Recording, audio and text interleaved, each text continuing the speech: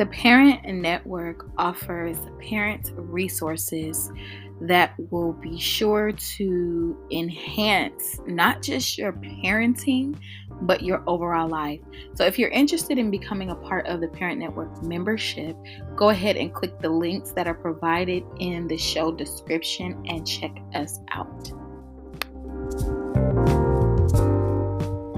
What's up, y'all?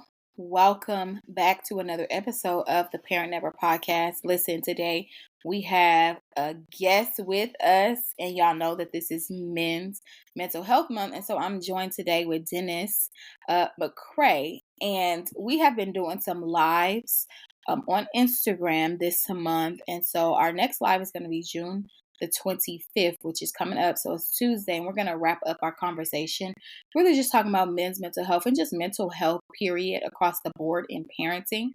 And so we are here on this podcast because, listen, Dennis got a lot to say, and we love when the men are expressive, and we love to hear the thoughts and opinions and stories of others. And so Dennis, he has 4 children, 23, 17, 14, and 6. And so I'm just going to have him to introduce himself to you. All right. Hey, Ashley. Thanks for inviting me. I guess she introduced my name. Yes, I'm Dennis McCray. Born and raised in Southern California, Inglewood. I went to Selma. What? You already know. I went to Santa Monica High School. I graduated from Cal State Northridge. I was married, recently divorced, almost a year. Well, maybe not quite a year. I think it's around, last year. And then I want to date myself, but last year. And have 4 kids, and now residing in Las Vegas, where I've been at for the last 14 years, I guess you can say. Okay. I have a mobile food business that I started in 2018 called Laura's Fish Trap. And we plan to relaunch sometime this end of this year on the top of next year. And I currently work for the government. The government. The government. Yes, ma'am. So that's a little bit about myself. I was born and raised in the church. Granddad's pastor, founded Life Church of God in Christ, and my dad is also assistant pastor, and I have a bunch of uncles and all kind of people that are involved in the ministry. So I'm heavily involved in ministry too. So that's one of the biggest things in my life. Awesome. Awesome. So Dennis, tell us, how long you've been married or how long you were married. And yeah, let's get this conversation going. I was married 17, but was with her 18 years. And then we were able to have 4 beautiful children that I raised in that union, and was able to buy houses, and just what I thought at one point was the American dream. Where people strive their whole life to get married and have kids and buy houses and have cars and have decent jobs and stuff like that. Also, I graduated from the Cal State University Northridge with a BA in social behavior science, and looking to possibly continue my education in a master's program as well. Um, kind of trying to figure it out right now, but and I'm also a musician as well. I play for different people, but I'm mostly a church musician at the moment. But I play music all my life. People that know me from LA, they know me because of my musical talents or whatever. So All right. that's a little bit about me. That's about it. All right. Listen, that's enough because listen, we're gonna get into this good conversation. So we just gonna hop into this conversation. All right, Dennis. So we've been, talking, on Instagram Live just about various topics. But like I said, today I want us to kind of just focus in on like what life has been like just for you as a father and as a man after divorce. This is also Men's Mental Health Month, y'all.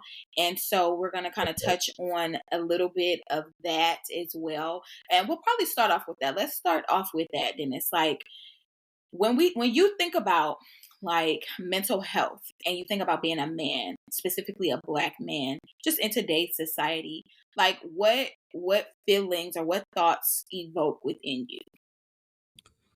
Oh man, life, man, life be lifing. Li- You know, life. Who sang that song? I Akon?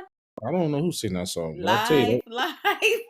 he he he definitely that song definitely means something. But I mean, it's so crazy. So last night, I was at church, and this guy he spoke a message about faith and destiny, Hmm. right?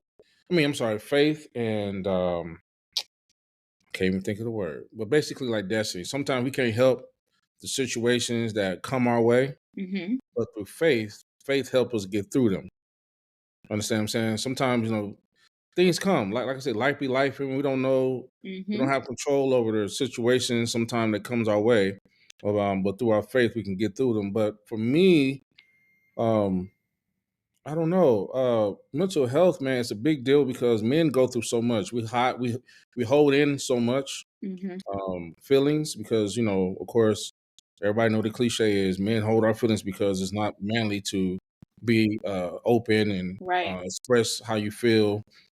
It's portrayed as being soft or whatever. So, but I'm learning to be more emotionally intelligent, not just for myself, but just even for my kids, because it's definitely very definitely important to identify your feelings and how to address them in a way that could be beneficial to overcome them. Um, Absolutely. as a husband for many years, there is a lot of pressure. As you know, I'm not gonna say. Well, I'm to my men today, so I'm leaving like that. But there is a lot of pressure on men to hold the family together. That was a big thing of mine, is trying to keep the family together.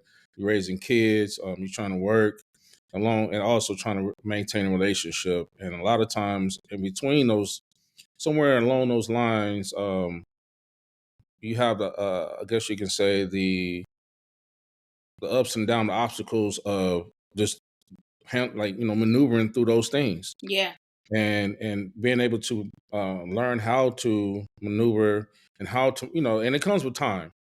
I've learned time is Absolutely. like the best teacher. Who I was 10, 15 years ago is not the man who I am today.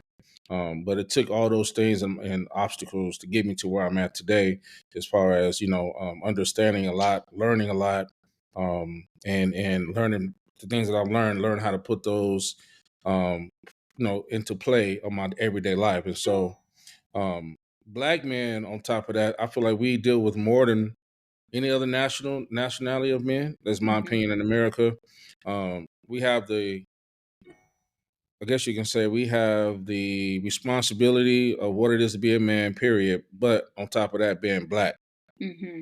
um, maintaining a job, as you know, like today, um, the family structure and the job market is different for black women and black men. Yeah. Very easy for a black woman to get a job and climb the workforce, but it's very, very hard for a black man to do that. He has to be over the top great at what he does. And not saying a black woman can't either, but I'm just saying um, some people might not agree with this. But to me, the hierarchy right now in America in the workforce, to me, is the white man, the black woman, the white woman, the black man. And Now, listen, you're not, I don't think you're wrong about that because even as I was looking at stats, I follow Earn Your Leisure on Instagram, and they're always, bringing up stats. And I follow a few other African American women that are, at the top of their game in their field. And it right. is true, that as women, we have kind of shifted the trajectory of what it looks like. But let me go on record to say this for me and the people who are around me, just because we have status, or we have high education, businesses that are successful, whatever that may be, we understand the need of a man. And I'm going to emphasize the need of a man because this is what, number one, is a part of our belief system. And I'll speak for myself as part of my belief system. And then it's a part of the structure that God created. And a part of the parent network, as I have always said, the existence is to represent the family structure that God ordained, and that was with the man.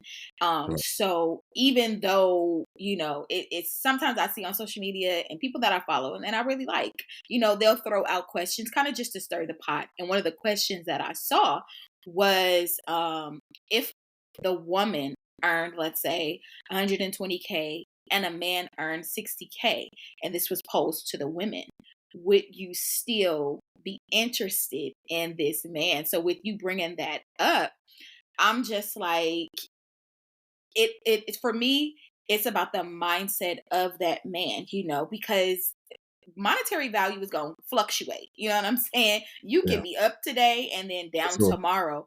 But Absolutely. what's the value? What's the structure? What's the foundation being built on? And if that's something that has been built on love, respect, integrity, all of the pillars that are necessary to hold a family together, then it doesn't necessarily matter, if you are 120 and he's 60, because you can learn how and teach him how to multiply a thing based off the vision that he has. And so I think that as women and men, this conversation that we're getting ready to embark on is going to be so good and transformational, because hopefully it helps shift perspectives for men, you know what I'm saying, and women. So I just wanted to insert that there, when you said that. No, that's actually so to kind of piggyback a little bit about and add a little bit to that. So like for me, um, it never mattered if a woman makes more than me because I know I bring more to the table than just money. Right. There's people that grew up with with men making a whole lot of money, but they were absent from their kids' lives, didn't do Right. anything with their kids. It was just money. That's their only value was money. So Right. like, I've always preached this, and every live you see is all about balance. But I will say, like, a woman makes more. The mentality is not necessarily. I look at it like we should put, money should be together. If you're married, and if I make 120, and I'm sorry, you make 120, and I make 60. Well, together we making 180,000. Right. You know what I'm saying? Like we're making 180,000 sometimes. So I hate when sometimes people look at it like, um, She's the breadwinner, yeah, and you're I less hate that. than, yeah, because Maybe if taxes wise, maybe, but maybe taxes wise, but if it that's is a it. union, coming in before you even say, I do. And of course, I've never been married, but this is just, in my mindset, it's like before saying I do, these are conversations that you want to have about finances, you know what I'm saying? I About can't teach how vision, strong that is. about all of these things, Yeah, because again, certain people can be unequally yoked, for not sure. just because you're not a believer or not. Like, put that to the side for a second. But if we don't have any common ground to Right, say this is how we're going to move with finances, this is the vision that you have, I'm on board with the vision because I believe you can lead this family, then you don't even need to be, what I'm saying, pursuing marriage with that individual. But that's just my perspective on, what I see and how I yeah. would like it to be, when I do enter into my union. But it's funny to me though because so when a woman makes more than a man, it seems to be like a big issue, right? But when a man makes more than a woman, it's like no problem. Now I do now, in my opinion, I think it should be. Well, let me Come not on, say give that. us your opinion. Give us your. It's Well, okay. It's no, it's my because opinion. it's your opinion. Well, what I mean by that is okay. So a lot of times women don't understand. Okay, when you have a stay home mom, Hmm. right? She doesn't work at all. Um, I think women have today's have just become so career driven, Hmm.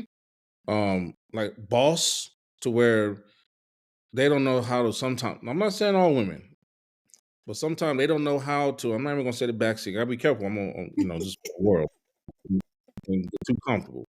But sometimes they don't understand like the roles. They make money. Money does not dictate structural roles of our who it is to be a woman, who it is to be a man. If that makes sense. That makes sense. It makes sense. I think what that is because the word roles to me, any role that we play is just that mother, father, employee, business. Those are all roles that we play. But at the essence of who we are, our identity or our DNA as a man and as a woman, we have to understand how God ordained that. And looking at it from that perspective of just womanhood and manhood, what should a man be? You know what I'm saying? And then what should a woman be? By definition, for me, of scripture, but then also by definition of like what is it? What is the purpose that you have for me, God? You know what I'm saying? In my womanhood, not being overly bearing. Like this is a good place for you guys to go and read Proverbs because it can give you a good 31. understanding. Not 31, because that is not even the depiction of woman. That's about the I'm bride of messing. I'm Christ. messing. Do I not knew, do that. I knew he was gonna say that. That's why. Let me throw that little but monkey wrench. but no, just the book of wisdom, okay, y'all, like go read the book of wisdom, and it's for anyone. It's a book of wisdom for men and women because it talks about if you're a woman, who is nagging and always having something to say, you know what I'm saying, it would be better for a man to sit on the rooftop than to come into the house. And so we have to realize as women, and I talked about this on another season, how we have to guard our mouths, you know what I'm saying? And so as a woman, being slow to speak, but that's across the board for men and women, slow to speak. So using your ears to listen, as you were talking about that emotional intelligence, let me process what I'm feeling because sometimes I may need to get back with you. But if we're looking at it in this context, like you said, of like, financial stability, at the end of the day, if we are together, if we are a team, partnership, in union, in one, then we should be flowing together as one. And I think that even with that though, Dennis, like that can be a big factor on men's mental health. Is that financial burden of feeling like I need to provide? Like, what would you say to that? For sure. I mean, provision is the biggest thing. And I hate to say it, money is a big deal. Listen, scriptures say it answers all things, so it's a big deal. It's a big deal. When you have kids, I mean, you got to have that financial.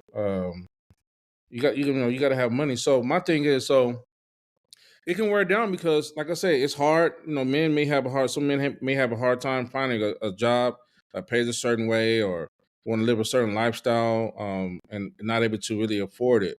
And so a lot of that pressure comes on. A lot of that pressure comes on the husband, even if the wife is working and doing. It's still, if the man's a real man, he's going to feel that. Mm-hmm. And sometimes, it depends on the man, but it can wear on your mental. You know what I mean? When you're not able Yeah. to provide what you want to provide or feel like you're not providing enough. And then again, we get into the marriage thing, if the woman feels like you're not providing certain things that, you need to provide or whatever, it also plays an effect in the relationship because, Yeah. there becomes a lack Mm-hmm. in that. And so it's very important. I mean, men are naturally providers. We want to do. We're givers from the every essence of giving, right? I mean, we want to go to the beginning. We gave our rib to create a woman, right? So it was You didn't always, give your rib. God created the well, woman whatever. from the Well, rib. he took it from us. He He took took it. the rib He from us. took it. He took Whatever, it. whatever. We walked up and it was gone. He But took it to give you something better. Come on now. Come on now, well, women. I got your help. back. Not, yeah, they you see what I'm saying? Help me. Yeah. That's what I think when you do it God's way, both aspects, women and men, everything works better. Yeah, absolutely. When a man is Absolutely. leading and has a dominance over his family, now people don't like the word dominance. That I know that sounds like a trigger word, but it's really not a bad word. Dominance means that he has dominion over his family. If that Absolutely. makes sense. And so Absolutely. he has to have some form of that in order to operate as a man, right? And to feel complete, and as well as a woman, right? When she's playing her role, and as a woman, everything just goes better, even for the kids. Yeah. But today's time, things have flipped. Men want to be women, and women want to be men. Or I'm gonna leave that alone.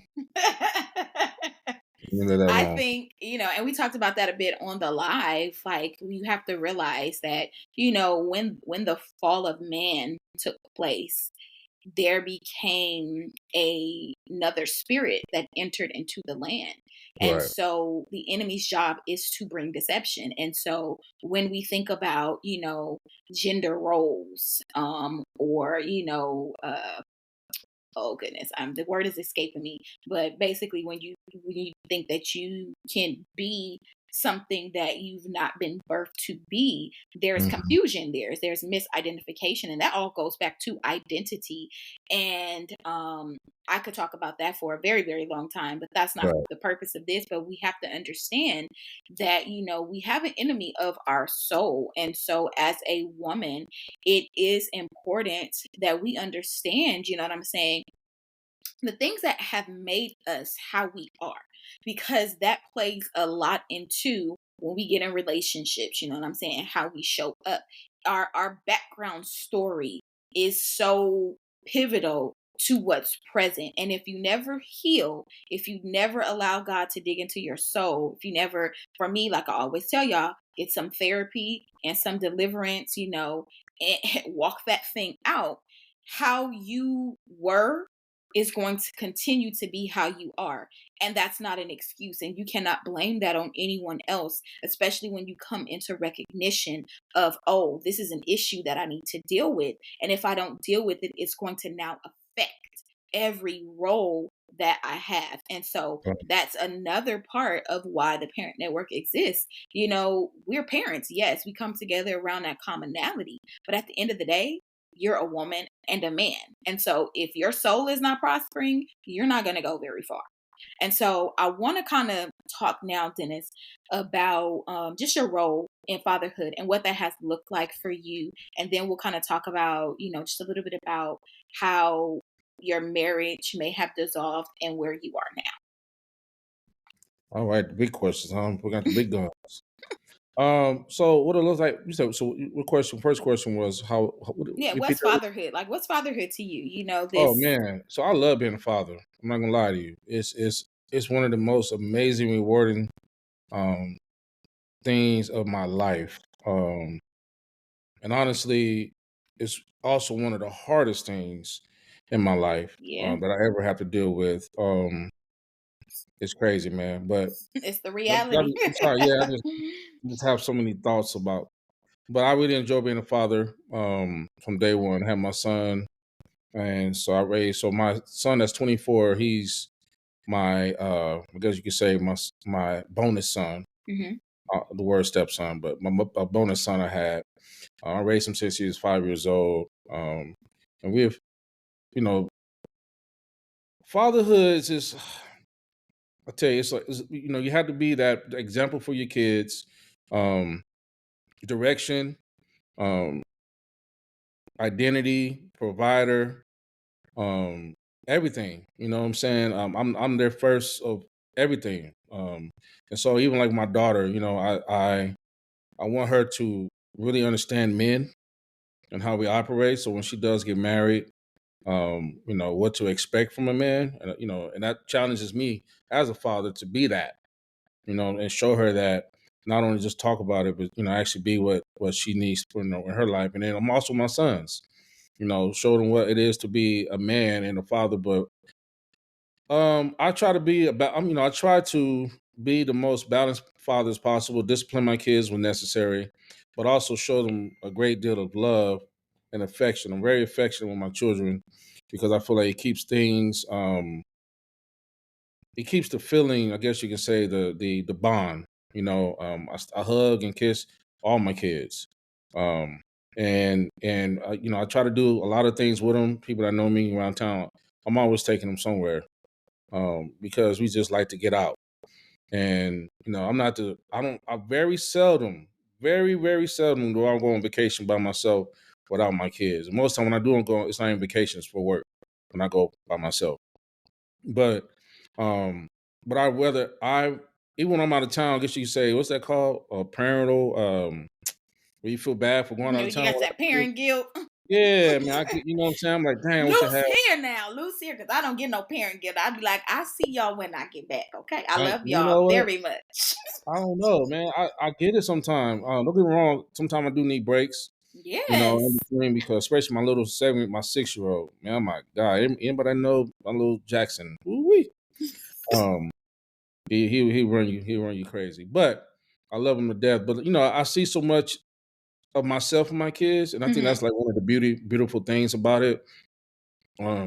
The good and the bad, Yeah, absolutely. That's now that 'cause- right there is the truth.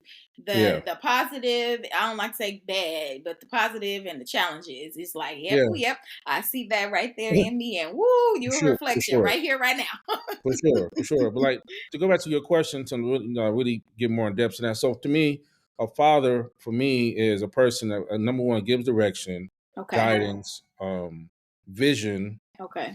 um, provision, Okay. and those to me those are the main three things. Well, for whatever I name, for three or four things that are important. Guidance, Guidance. provision, That's right. And then direction. yep, Am I missing one? you got love in there. Love. Okay. Love is very important. Okay. Love those three things, and those three things cover a lot. A lot of things come under that umbrella. Um, but like I say, for me, like so, I don't know if we want to get into the divorce, to the relationship aspect of it, but Not yet. Just I kind of want yeah, the people to get a feel of just like who you are. as We a don't have father, to, yeah, we don't have to dive right into all of got you. that. Yeah, after that, we let them know anyway. But Y'all hear this? Listen, listen. Y'all mm, y'all know this. These that's a whole podcasts are always raw and uncut because these are the real emotions. You know what I'm saying? These are yeah, the real thoughts that we go through. But as much as he's willing to share with us, to give us kind of insight on, how maybe one gets to a place of, dissolution and then what it looks like, life after that. Like that's what we want to hear. yeah. So for me, so I technically started as a father, as a bonus father first, Okay. clearly, and so learning that aspect of it, when I had my own, the dynamics definitely changed.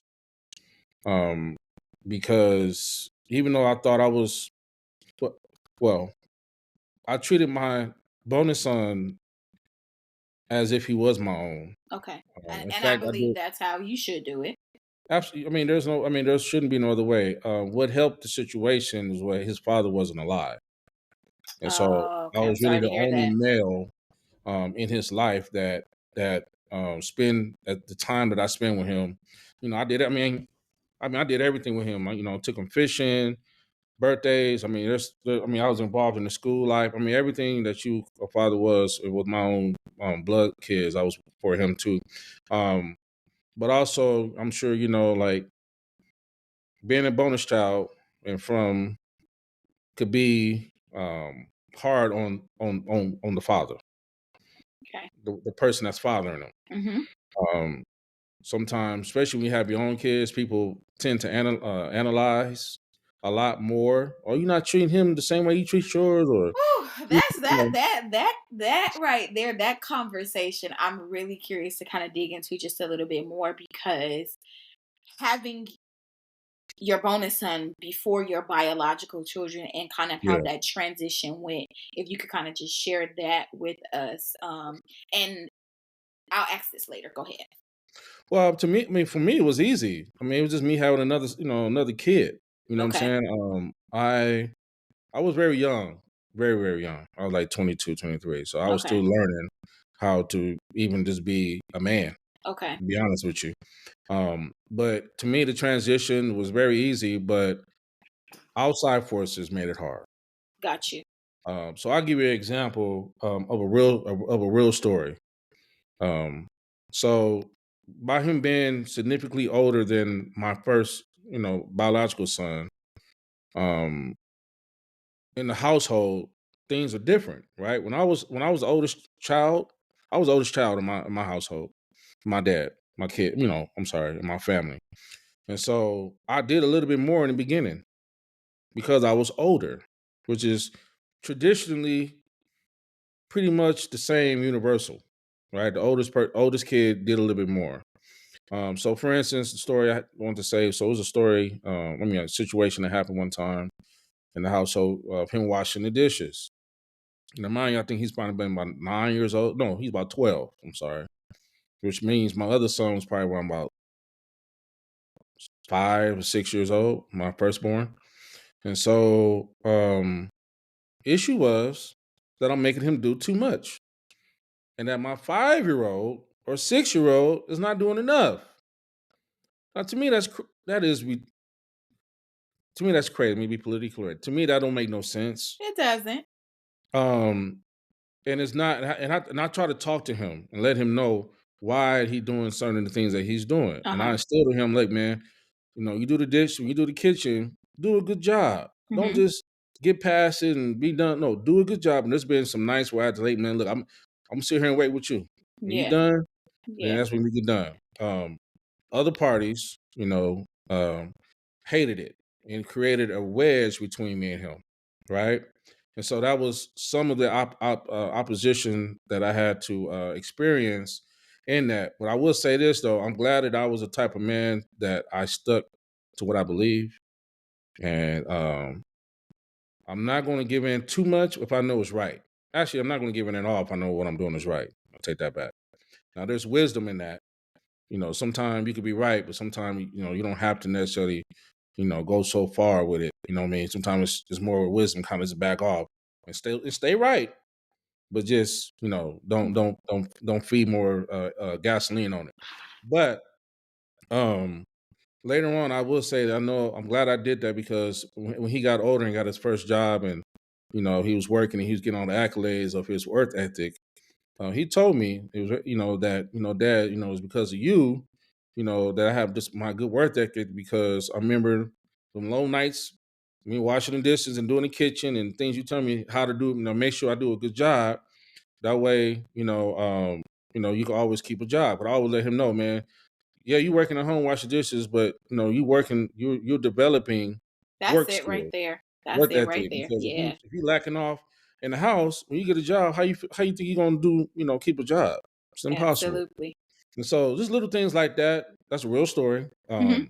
of how the oppositions that come when you have your own, and having and raising um, and being a real father. Like I was truly a real father to him, and then as much as I was allowed to do. We can dig into that allow. That Yeah, allow. yeah, because that word aloud is loaded, and I hear it very loud and clear. Yeah, And one of the things that I want to be careful about as well, because these are sensitive things, yeah. is that when you are coming in, and I'm just going to speak to the moms really quickly. If you are a woman like myself who has children and desire to be married, um, there has to be understanding there. And I know that it can be tricky. I'll give an example. Before I had my youngest son, I had another son, and so, although my youngest son's father and I, we did not marry, he was maybe around my oldest a few times. And there were some things that he would mention to me, and at the time, my son was like maybe 5 or 6. And he's playful. He's very playful. And he had mentioned something about, he can't call me by my first name Hmm. because he's too playful. Now I'm like, what are you talking about? Now I see all of your other family members calling Hmm. you by your first name. I see, kids that you work with calling you by, the name that is given to you. But then you desire for my child to put um Handle. a proper name on that, and I'm like, what is that about? But I said, you know what, that's fine, that's your preference. There are certain things that I'm going to quote unquote argue with you about or stand my ground on, like you said. And then there are certain things where I'm just going to let the chips fall where they may.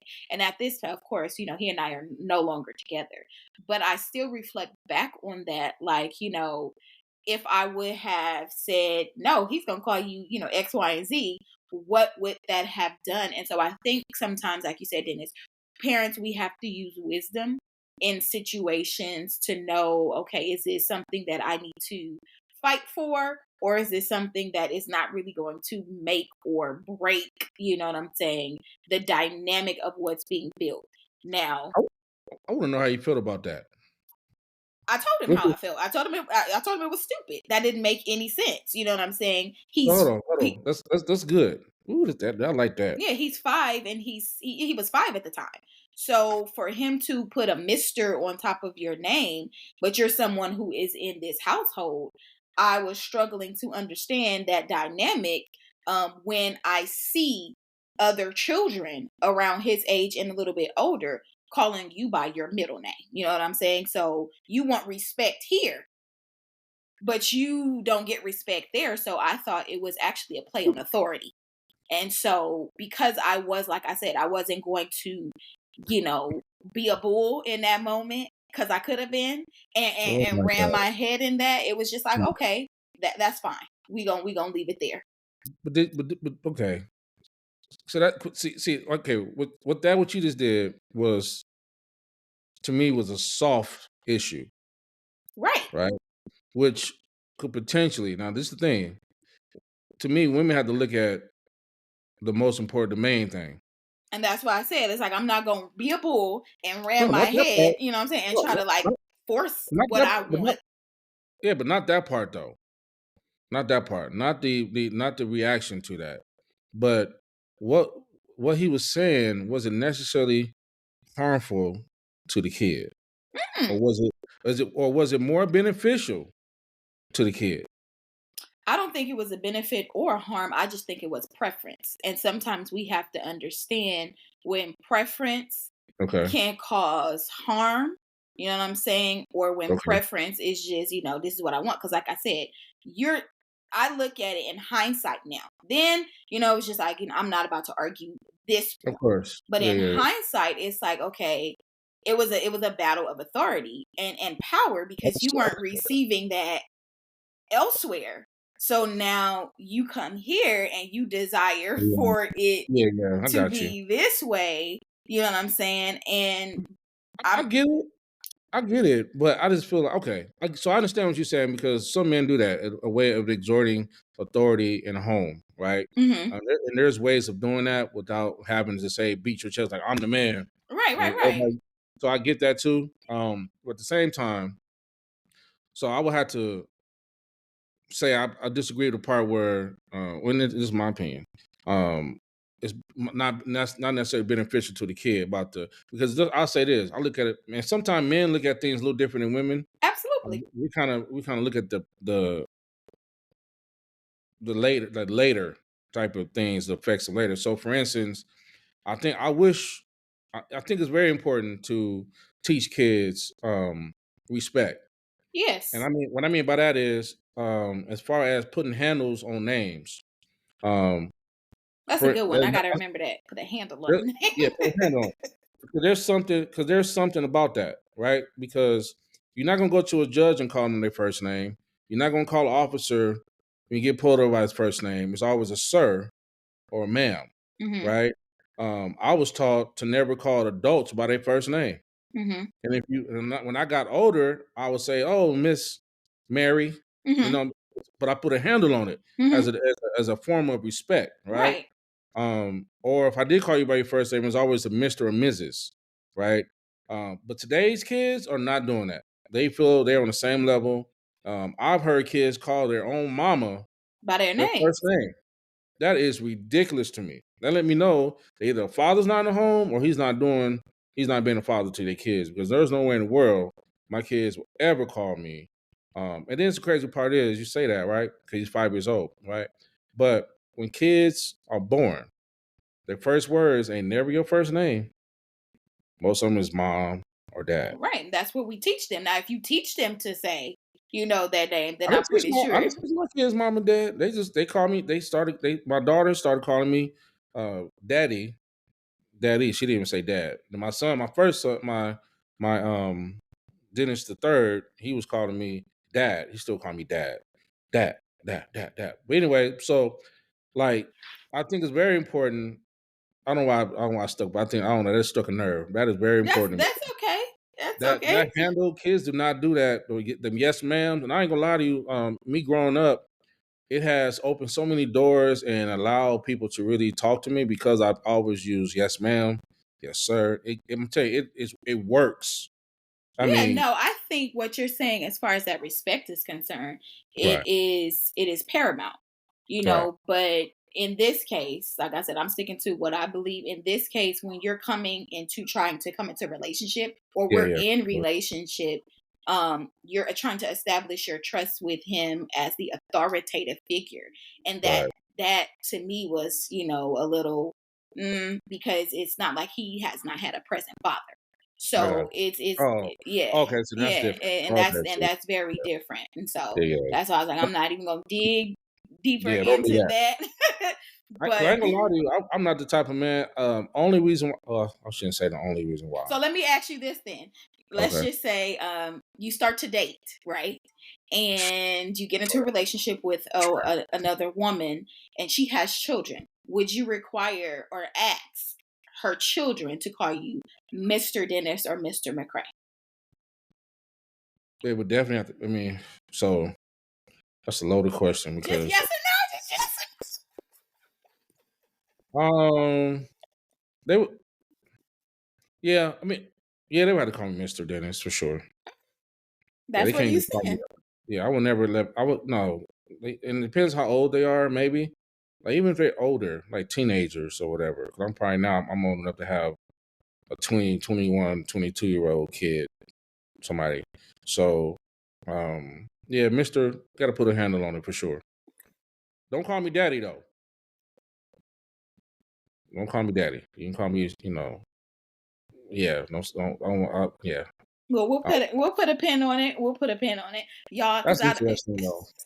That that's because that yes, it's yes and no, because and no, and yeah, it no, that's go ahead. and it's all about. I believe it's all about preference, and I also believe it's the way in which it's presented. The conversation is had with your partner, and seeing your perspective, and again, like you said earlier, whether that is like a soft issue or whether this is a non-negotiable, because some people have non-negotiables, and this is why for me in the dating phases there are certain things that you ask, and but then when you go into courtship it's like, okay, you want to know more about this person and their belief system. So then you can really know, okay, is this going to possibly blend well? Because at this point in the game, a lot of us that have kids is going to be blending families. And so that part right there is a So, whole other conversation. And I did talk with two very amazing, prominent people in my life, a male and a female. We did a podcast on that. One was a mentor. Funny thing about that is they're both PG, about blending families and what that looks like. And so you guys can go back and listen to, I believe it's season 2 and season 3. They're both on there about blending families, because that dynamic in and of itself is a whole nother ball game. But I don't want our podcast, this episode, to veer too far off. And so we're going to kind of just start to wrap this up, because we're going to give y'all a good juice in the next episode. And so Dennis, I see he got something to say right now. What you got to say to us before we I close mean, this one? no, I'm saying, so the blended family is actually I think is a little bit. Well, it depends on the parents. Absolutely. Um, but for Everything me, depends on the adults. yeah, on adults. But for me, I know this sounds probably hypocritical, but it's really not my preference. Listen, it ain't hypocritical. It's your preference. Well, because I have kids. My preference is for my husband to not have any children. I have said that. You know what I'm saying? I have asked God for that. Yeah. Two people have come to me and said, your husband is not going to have children. I'm like, Lord, you heard me. Thank you, because I have dealt with the drama per se that comes with someone else that has kids. Now, are all people like that? Absolutely not. And that's not what I'm saying, y'all. But these are preferences. But sometimes we also have to learn to lay our preference at the altar for whatever God's will is for our life and for the sake of family. And so, although that is a preference of mine, and I do believe the Lord is going to honor it, if He brings someone, you know what I'm saying, I'm not going to throw a fit and be like, this ain't the Lord. Like, Yeah, nah. yeah, yeah. Yeah, I mean, it's because then it also it plays a big effect on the parent, how to parent other people's kids that their parents are still around. And so for me, it was easier for me because I'm more of a, I don't even say I'm an alpha male, but I'm somewhat of an alpha male. It's really hard for me to deal with a, So a define kid. to us what that means to you by alpha male. We're gonna give you the generic version, the Negro version, or you want the Define what it is to you. You said you're an alpha male. So what does that mean for you? alphas in charge? What is alpha? Alpha is the HNIC, the chart in charge. Okay. I So am. for I am. Genesis definition, y'all, the Don't do that. alpha. Don't do that. That's why I Don't do said that. to you. You know what I'm Don't do saying? that. I Don't didn't. do I that. said to you because these are your words. So we need to Well, clarify. I mean, And the yeah. alpha, he said, HNIC, No, okay, the no, one in please don't, charge. no, I'm sorry, no. Okay, he gonna backtrack, y'all. Okay. Let me back up. I mean, but Alpha is in charge. Alpha is, he's the head guy. So Okay. it's really hard for two men. That's why you got to have one chief. And for me, what made it easier for me to Ooh, I think this next episode, y'all, it's gonna be really good because he's sparking a lot of different little things here, y'all. He's sparking a lot of different things, and we love to hear that. You know what I'm saying, Dennis? In all seriousness, I want you to yeah, feel like you are safe to express what these, because this is your thoughts. You know what I'm saying? This is yeah, for not. sure. This has nothing to do with anyone else, and so I'm I just speaking can't. for myself. I just Right. know, like, it's just hard for me to deal with. Like I said, what made it easier for me to parent my bonus son? Oh, your phone. Wait, you hear me? Oh, what made it easier for me to parent my bonus son was his father was not in his life at all. He had passed away. But had he had his father in his life and his father was very much involved, um, it I don't know. It'd be very hard for me to parent with another man. That's just straight up. Even like right now, my guts, I don't know. It's just I get so because now their mom, my kid's mother, may, what I'm saying, whoever she's with, or I don't know what she's doing, but whenever that time comes, I'm sure it's coming. How I'm gonna deal with the dude when it comes out of my kids? I care less about him and her, but when it comes out of my kids, I will kill a Negro over my kid. I'll put this on record. I cannot wait to come back and Yeah, revisit that episode, y'all. When his ex mm-hmm. starts to date and how he has evolved, because I really do believe there's going to be some evolution in thoughts of certain things, especially because your kids are older, and it's going to take intentional conversation. I'll say that as far as co-parenting is concerned, it takes intentional conversation, and it also takes the fact for you to heal. And I'll say this all the time, and we'll wrap it up with this: you have to heal. You know what I'm saying? Whatever is unhealed, it is always going to resurface. My oldest son's father, he is married. They've been married for 6 years, I believe, and my oldest son lives with his dad. So I trust him, number one, because he's always been present, even in certain pockets of absences. He's been present, and his wife is someone that is going to not try to divide. And so you also have to know who you're partnering with when you bring into another dynamic of a person that is going to benefit from the life of another adult. When you think about it, it takes a village. And so having a one-track mindset is not going to do it. And so you're going to have to heal, you know what I'm saying? And this is a statement for everyone.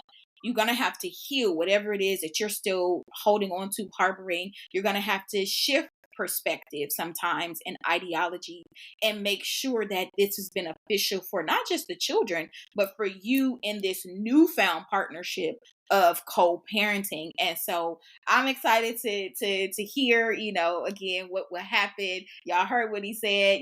He's more of an alpha, but I do believe when we're thinking about what's beneficial for our lives and the peace that comes with it, certain things are not going to be as like red tape as other things. There are definitely going to be some non-negotiables. There are definitely going to be things that you can kind of bend the rules, on and have a meeting of the minds. And I can say that just from a perspective of having to do that, you know what I'm saying, of having to be in that position. And it's all about teamwork. At the end of the day, when we're talking about parenting, it's all about teamwork, getting the children on the team together, not team A and team B, but team McCray, you know what I'm saying? Team children, team, whatever your family's name is, that's the team dynamic. And that person coming in should be on board with the team dynamic. So that way the cohesiveness can come together. And it's going to take a lot of prayer, okay?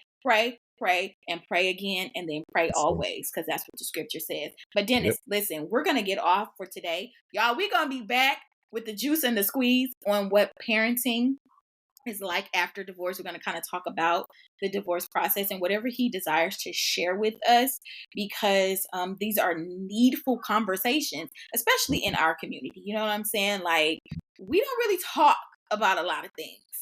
And so this podcast is about being able to talk about some of those nuances, some of those cliches, in parenting and then African-American parenting. And then I aspire to have on other parents that do not look like me and have just conversations around parenting. And so listen, y'all, this episode is going to be available. I'm going to put a drum roll tomorrow so you guys can listen to it, because we're going to be live, like I said, on Tuesday, June the 25th, wrapping up just that series. And we're going to be really digging a little more into mental health and parenting.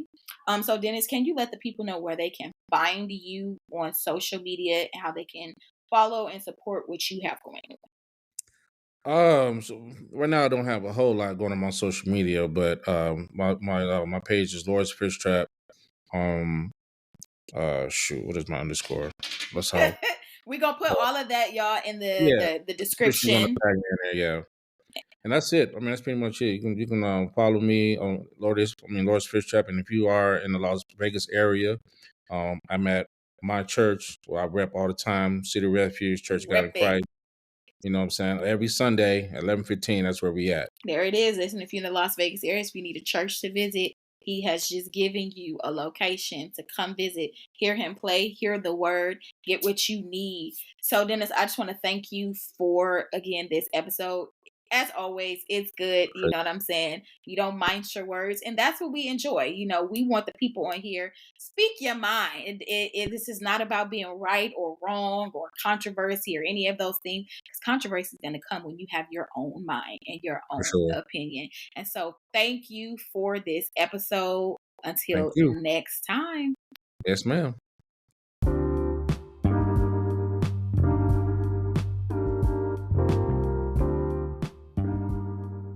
The Parent Network offers parent resources that will be sure to enhance not just your parenting, but your overall life. So if you're interested in becoming a part of the Parent Network membership, go ahead and click the links that are provided in the show description and check us out.